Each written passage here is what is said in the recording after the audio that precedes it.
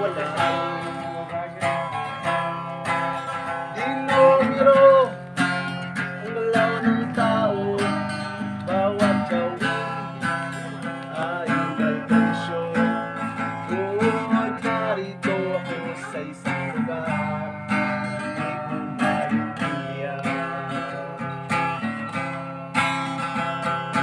ang daming di pinapansin, delikadong hangin.